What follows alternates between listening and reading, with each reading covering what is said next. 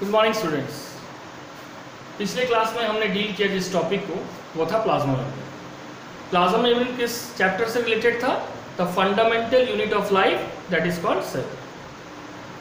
आज cell membrane के बाद जिस स्ट्रक्चर के बारे में हम डील करेंगे वो है सेल वॉल। सेल वॉल, ठीक है। सबसे पहले सेल वॉल का कैरेक्टर जानेंगे। It is a non living and freely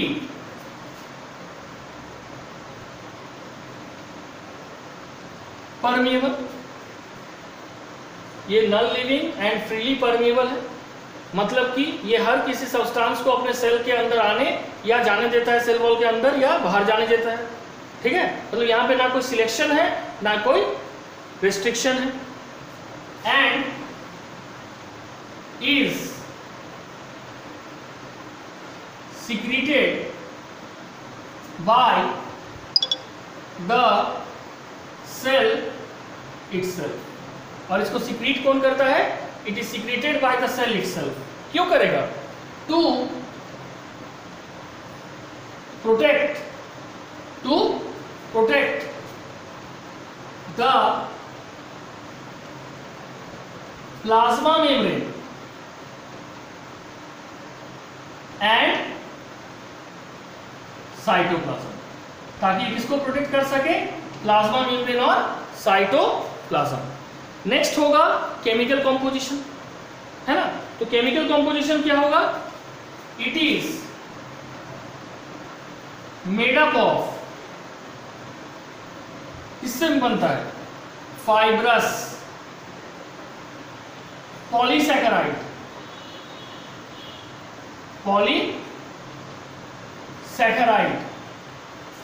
called cellulose. ये किससे बनता है? फाइब्रस पॉलीसैकेराइड से बनता है, जिसको कहा जाता है सेलुलोज। नेक्स्ट होगा कि plant cell wall, the plant cell wall consist of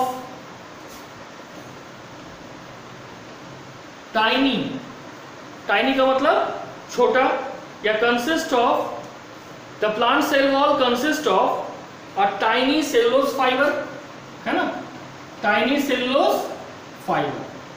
ये जो plant cell wall consist करता है tiny cellulose fiber का, इसको क्या बोलते हैं? माइक्रोफ्यूबुल। क्या बोलते हैं? माइक्रोफ्यूबुल। और ये माइक्रोफ्यूबुल आपस में कैसे जुड़ा हुआ है?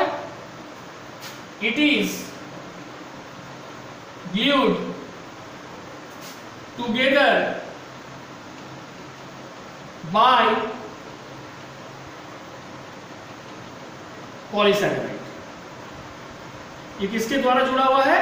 It is glued together by polysaccharide, ठीक है। नेक्स्ट, ये जो माइक्रोफिब्रिल है, it consist of thousands of cellulose, ठीक है। माइक्रोफिब्रिल्स जो किससे बनता है? सेलुलोज फाइबर से। कंसिस्ट ऑफ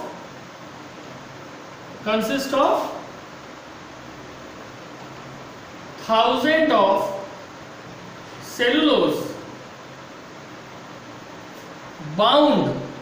बांध के रखता है कौन? Bound together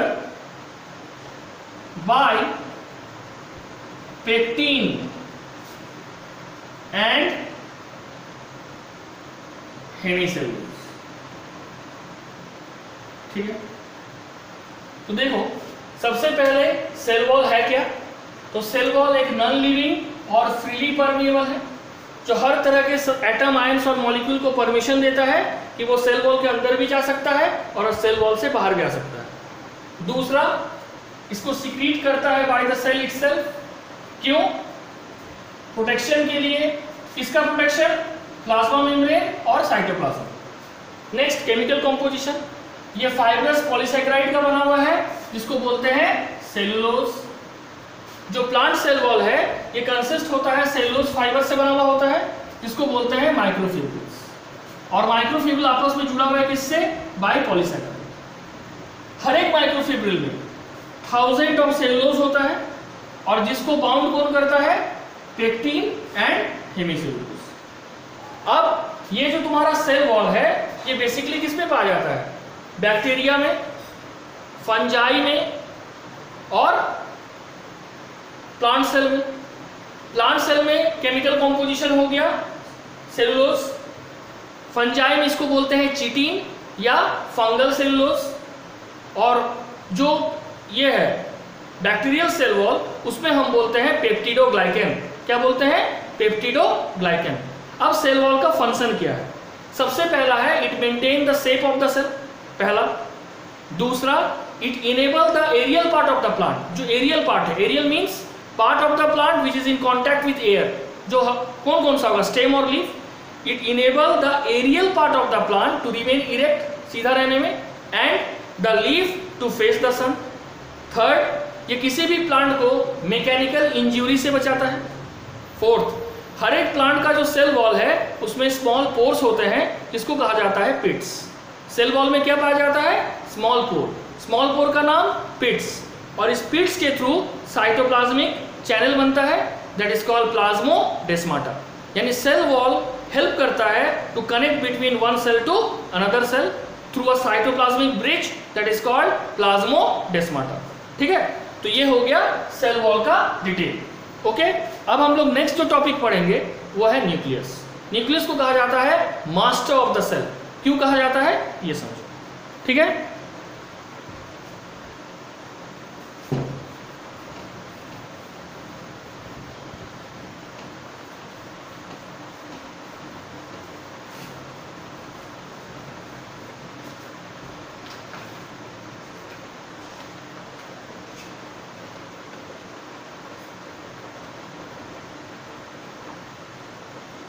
nucleus, NUCLEUS।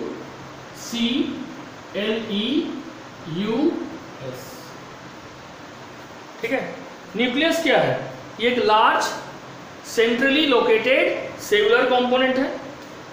It is a large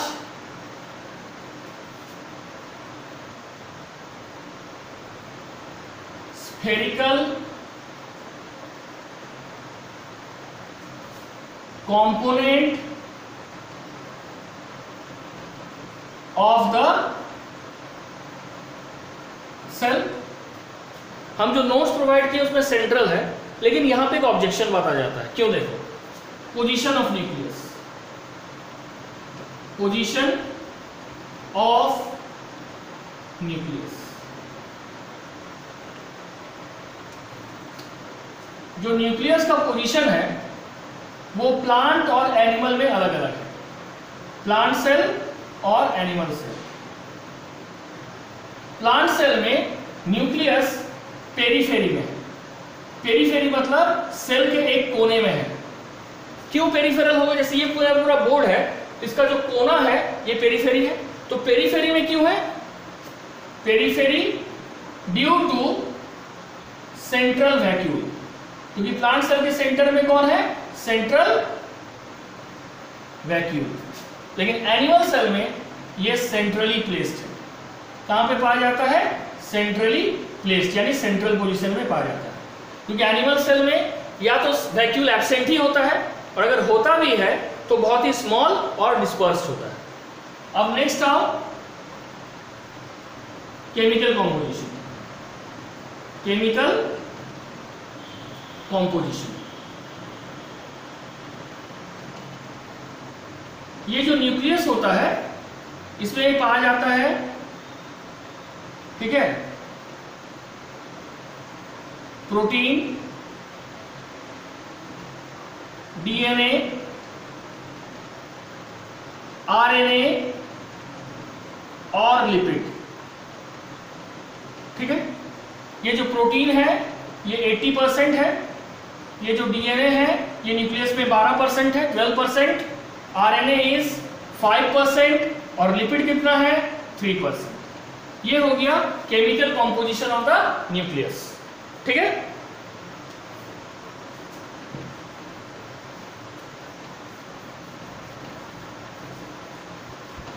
अब आओ न्यूक्लियर कंपोनेंट या न्यूक्लियस का स्ट्रक्चर। ठीक है,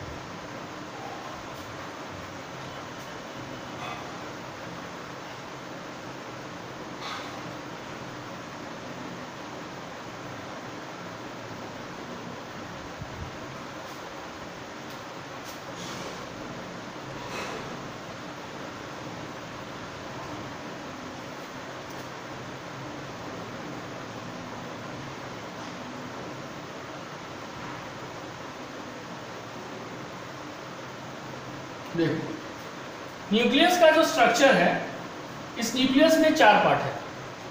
सबसे पहला पार्ट है न्यूक्लियर इन्वेलप। क्या है? न्यूक्लियर इन्वेलप या कवर बोल सकते हैं। न्यूक्लियर इन्वेलप हमेशा 2 इन नंबर होता है। आउटर न्यूक्लियर इन्वेलप, यह आउटर और यह है इनर। ठीक है, और आउटर और इनर न्यूक्लियर इन्वेलप जहां पे फ्यूज्ड होता है, वहां पे देखो बीच बीच में ब्लैक में लिखा है पोर बनता है, इसको कहा जाता है न्यूक्लियर पोर। क्या कहा जाता है? Nuclear pore. इस न्यूक्लियर पोर के थ्रू ही साइटोप्लाज्म और न्यूक्लियस के बीच मटेरियल का एक्सचेंज होता है। The exchange of material between the nucleus and the cytoplasm takes place through the nuclear pore. ठीक है, अब न्यूक्लियस के अंदर ये जो लिक्विड पार्ट है, ठीक है, या बोल सकते हैं जो लिविंग मास है न्यूक्लियस का, इसको कहते हैं न्यूक्लियोप्लाज्म। क्या कहते हैं? न्यूक्लियोप्लाज्म। और न्यूक्लियस प्लाज्म में 2 स्ट्रक्चर है। ठीक है, पहला ये जो थ्रेड लाइक स्ट्रक्चर है, दैट इज कॉल्ड क्रोमाटीन, और दूसरा एक नेकेड बॉडी है, that is called nucleolus. Nucleolus. ये जो क्रोमाटीन है ये थ्रेड लाइक स्ट्रक्चर है। ठीक है, और ये क्रोमाटीन कंसिस्ट करता है डीएनए प्लस प्रोटीन। ठीक है, इस क्रोमाटीन में 2 पार्ट है, एक लाइट स्टेन रीजन और एक dark stain region. Light stain region है जो अनविंड है, उसको बोलते हैं यूक्रोमाटीन, और जो ट्विस्टेड पार्ट दिखा रहा है उसको कहा जाता है हेट्रोक्रोमाटीन। हेट्रोक्रोमाटीन। ठीक है, ये जो क्रोमाटीन है during the cell division, cell division वो फेज है जिसमें सेल इनलार्ज होता है और फाइनली डिवाइड करके न्यू सेल को प्रोड्यूस करता है। उस दौरान ये क्रोमाटीन जो है कन्वर्ट होता है एक स्पेशल स्ट्रक्चर में, इसको कहा जाता है क्रोमोसोम। क्या कहा जाता है? क्रोमोसोम। ये जो क्रोमोसोम है ये मेटाफेज स्टेज में, कौन से स्टेज में? मेटाफेज। किसी भी सेल साइकिल में जो कोई भी सेल साइकिल है उसका 2 फेज होता है। कोई भी अगर सेल साइकिल हो, है ना, उसका 2 फेज है, एक आई फेज यानी इंटरफेज और एक एम फेज यानी कि डिवाइडिंग फेज। ठीक है, और इस एम फेज का डिवाइडिंग फेज का 2 पार्ट है, एक है कैरियोकाइनेसिस। कैरियोकाइनेसिस का मतलब होता है डिवीजन ऑफ न्यूक्लियस, और एक होता है साइटोकाइनेसिस। साइटोकाइनेसिस का मतलब होता है डिवीजन ऑफ सेल। तो कैरियोकाइनेसिस में 4 फेज है, प्रोफेज, मेटाफेज, एनाफेज और टेलोफेज। ठीक है, इसमें से जो मेटाफेज है, इस स्टेज में क्रोमोसोम रॉड शेपेड स्ट्रक्चर दिखता है। किस स्ट्रक्चर में दिखता है? Rod shape structure. ठीक है, नेक्स्ट है न्यूक्लियोलस। ठीक, ये जो न्यूक्लियोलस है तुम्हारा, ये न्यूक्लियोलस जो है ये नेकेड बॉडी है, मतलब विदाउट मेम्ब्रेन, और इसका जो कॉम्पोजिशन है वो है वो है आरएनए प्लस प्रोटीन। क्या है? RNA plus protein. और वो जो न्यूक्लियस है, ये जो न्यूक्लियोलस है, ये एक्ट करता है as a site of ribosome synthesis. क्या बनाता है ये? राइबोसोम। इसलिए न्यूक्लियोलस को कहा जाता है राइबोसोम फैक्ट्री।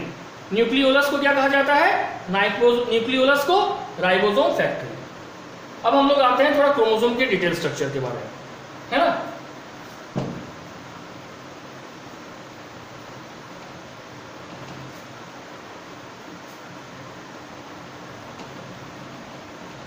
ये जो क्रोमाटिन है, जो क्रोमोसोम में कन्वर्ट हो रहा है,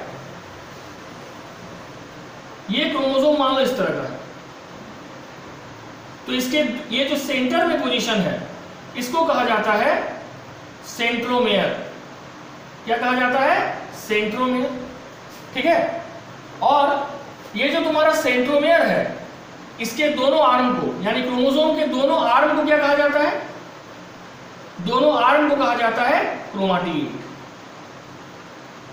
तो एक क्वेश्चन है कि what is the relationship between chromatin, chromosome and chromatid. Simply बोलना है, in a nucleus a thread like intertwined mass is found, जिसको क्रोमाटिन बोलते हैं। ये क्रोमाटिन सेल डिवीजन के दौरान कंडेंस्ड होता है, और कंडेंस्ड होकर क्या बनाता है? क्रोमोसोम। और क्रोमोसोम के दोनों आर्म को क्या बोलते हैं? Chromatid.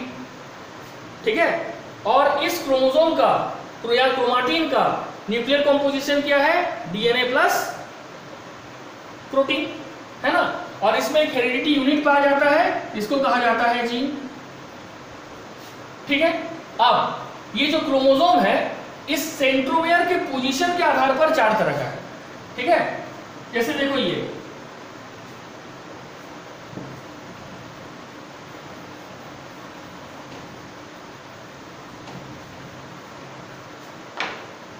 on the basis of position of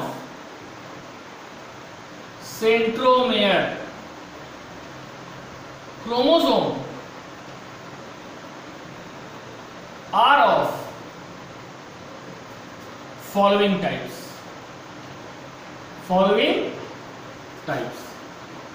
क्या क्या? देखो फिगर से क्लियर हो जाएगा। जैसे ये सेंट्रोमियर है, और ये जो सेंट्रोमियर है ये मिड में है, मतलब बीचों बीच है।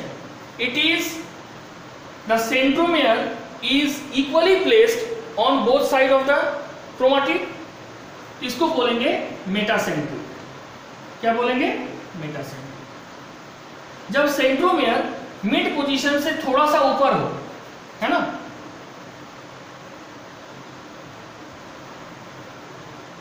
तो इसको बोलेंगे सब मेटासेंट्रिक।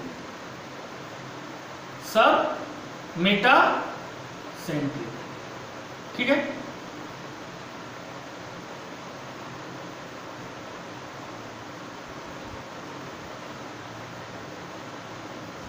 नेक्स्ट क्या है? एक्रोसेंट्रिक में क्या होगा कि जो सेंट्रोमियर है वो इस तरह से प्लेस्ड होगा कि एक शॉर्ट आर्म होगा, यानी एक क्रोमोसोम बहुत ही छोटा और एक क्रोमोसोम बहुत ही बड़ा होगा, है ना। ठीक है, तो ये हो गया एक्रोसेंट्रिक। और जब क्रोमोसोम में सेंट्रोमियर टर्मिनल एंड में हो, इसको क्या बोलेंगे? टेलोसेंट्रिक। टेलोसेंट्रिक है ना, टर्मिनल एंड में है सेंट्रोमियर, टर्मिनल एंड में है सेंट्रोमियर। ये हो गया, समझ आ गया कि जब सेंट्रोमियर बीच में होगा यानी दोनों क्रोमाटिड इक्वल होगा लेंथ में, that is metacentric. Slightly away from the centre होगा तो एक क्रोमाटिन थोड़ा ज्यादा बड़ा होगा और एक थोड़ा ज्यादा छोटा होगा, ये हो गया सब मेटासेंट्रिक। जब सेंट्रोमियर एक क्रोमोसोम में बहुत ही ऊपर लगा हुआ रहेगा तो एक आर्म शॉर्ट और एक आर्म लॉन्ग होगा, दैट इज एक्रोसेंट्रिक। और जब सेंट्रोमियर एकदम आखिरी छोर में होगा यानी टर्मिनल एंड में होगा, दैट इज कॉल्ड टेलोसेंट्रिक। ठीक है, ये हो गया क्रोमोसोम का टाइप। अब क्रोमोसोम का फंक्शन क्या है? ये जेनेटिक मटेरियल को एक जनरेशन से दूसरे जनरेशन में ट्रांसफर करता है। दूसरा क्या करेगा? दूसरा ये जो है सेल साइकिल को कंट्रोल करेगा। ठीक है, नेक्स्ट आओ न्यूक्लियस के फंक्शन में। न्यूक्लियस को मास्टर ऑफ द सेल क्यों कहा जाता है? एक तरफ वो किसी भी सेल के टोटल मेटाबॉलिक फंक्शन को कंट्रोल करता है, पहला। दूसरा वो कंटेन करता है जेनेटिक मटेरियल, जिसके कारण it is showing the ability to transfer the genetic material from one organism to another.